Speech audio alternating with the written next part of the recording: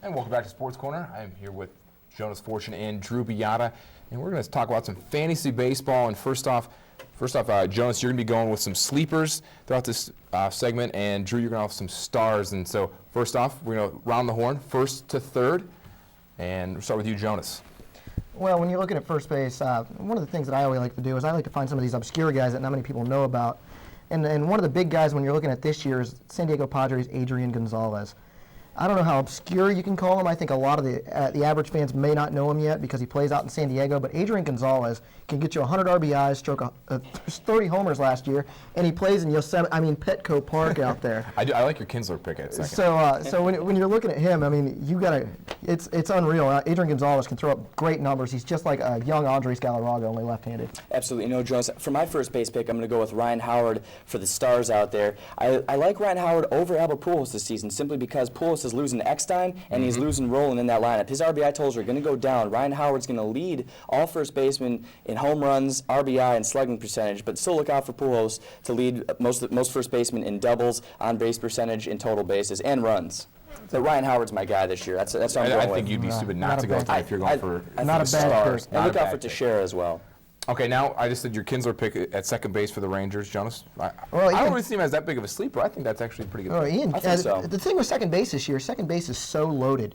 For the first time in a lot of, I mean, if you look at the past years, I mean, you had Chase Utley and just complete drop-off after that. Now you can go down the list. You have Chase Utley, you have Ian Kinsler, you have Dan Uggla, you have, this whole list. I mean, you can even go Asdrubal Cabrera as the main sleeper if you really want to look at that. This will be his first full season in the big. I mean, there's plenty of guys. I mean, other guys I had on my list that didn't pop up is somebody like Placido Polanco of Detroit who hit .315 last year. Second base is a loaded position this year. You can get a lot of guys late, guys like Mark Ellis of Oakland, who stroked 20 homers last year and hit about .280, or you can go with Aaron Hill, who's a very young up-and-comer. A lot of people don't know about him from the Blue Jays, who I think had about 14 home runs and hit around 300 last year. Drew, who's your second baseman? Jones. My second baseman, number one, Chase Utley. And I think look out also for Brandon Phillips and Dan Uggla. If you can get those guys towards the third, fourth round, Brandon Phillips might be going early. The people are really loving this kid, and I like him too, but I'm taking Chase Utley as my number one guy. Always productive, always the stud out in the NL East out there. And he plays at Citizens Park. All right, third base. Who you got, Jonas? You know what? This one, it's another one that I think some people know about. I think the average fan might be a little bit slow on him, is Ryan Zimmerman. This is a guy that Washington had the number one overall pick with, brought him pretty much straight to the majors, spent very little time in the minors, and he's been the cornerstone of the Nationals program ever since. I mean, he had the game-winning home run the other night in the season opener Sunday night, which was just mashed at the new park there, which is a beautiful facility. Couldn't have picked a better night. And Ryan Zimmerman, I tell you what, he's easily a 100 RBIs, 30 home run guy, and when you're looking at third baseman, there's so many people that get lost in the shuffle behind A-Rod that Ryan Zimmerman is a great pick that you can get in the middle of rounds. All right, we got absolutely, Jonas. My guy, third base, Alex Rodriguez. Look out for Miguel Cabrera, though. I love those two. David Wright, always a good pick at number 3 on my list for third base. All right, and in shortstop? Shortstop, you know what? My sleeper pick is Yunel Escobar. I'm sure many of you don't know who Yunel Escobar is, but this guy is the reason that the Braves were able to drop off Edgar Renteria to the Tigers because he hit 300 last year. He's not going to give you maybe much as you'd like for power, but he's going to give you the average with a 300 average, and he's a great guy to look at when you're looking at shortstops and you need one. And I'm going with Hanley Ramirez on that one, Jonas, as the number one pick. Could be the number one overall pick in some leagues. And if you need a guy with more power outside of Yunel Escobar, go with J.J. Hardy, who's a 2020 guy. All great picks, but you know what? We're going to stick to the catcher, outfield, and pitchers when we come up. Stay tuned. More Sports Corner and Fantasy Baseball coming up right after the break. And welcome back to Sports Corner. Pitchers, catchers, and outfielders are up next here in Fantasy. We'll start with you, Drew. Who you got in this Fantasy? Well, John, for catchers, I'm going to take Victor Martinez. Victor Martinez is my guy. He's going to be day-to-day right now with his injury. Look out for Russell Martin as well, and Brian McCann for the Atlanta Braves in a great lineup. What a lineup he's in. He's going to do very well this year, so look out for those three. One of the key things that you always want to look at when you're doing fantasy picks is you want to make sure that you're not just falling victim to taking a guy because of his name. And with that being said, the catcher that I would preferably go with is Kenji Jojima of the Seattle Mariners. I like that. I like that too. And the reason why I say Jojima is because, a lot of people have their mind set up that they're going to take Jorge Posada, but the thing is the two have almost identical numbers. You'll get you get 280 average, you get about 15 to 20 home runs. Jojima is the guy I want to get a couple of rounds later than Posada. All right, pitchers, who you got? Drew.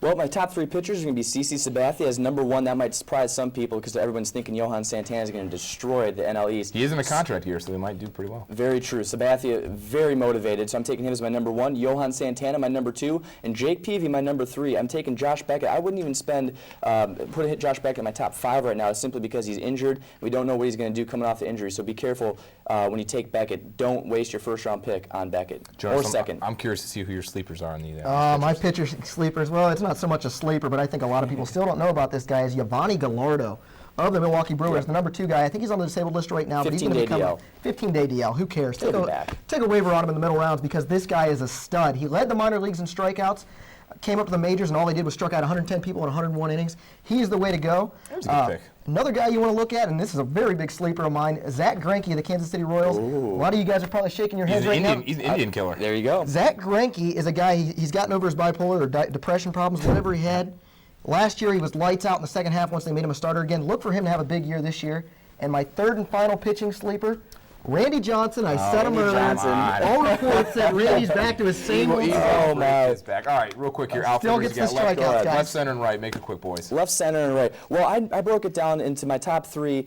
They both play left. Manny and Matt Holliday, though, those are my top 2 outfielders. If you play in a league that just takes outfield all by itself, got to take Matt Holliday number 1. I love Manny Ramirez, though. I think his production is going to go up and up this year. I really do. I think he's going to make up for Ortiz's lack of offensive production as he's struggling and as he's injured right now. And Grady Sizemore, my number 3. If you want total bases, stolen bases, a combo like that, the power of the RBI from the center fielder, great pick, and Grady Sizemore can't go wrong. Possible MVP candidate. Possible MVP candidate, you know what? Absolutely. My pick for the outfield is a guy that I absolutely love, and how can you not? Josh Hamilton was such a good story last year. For the Reds? For the Reds, you know what? The Reds gave up on him, which means he's going to be successful. The Rangers got him now. 30-30 guy easily. He's going to rake in Texas because that's a hitter's park. And look out for Nick Markakis as well in Baltimore. We love him. He doesn't get a lot of love in the NL East. He's buried down there in the NL East. Alex Rios, Grady Sizemore light. Not many people know that. Absolutely.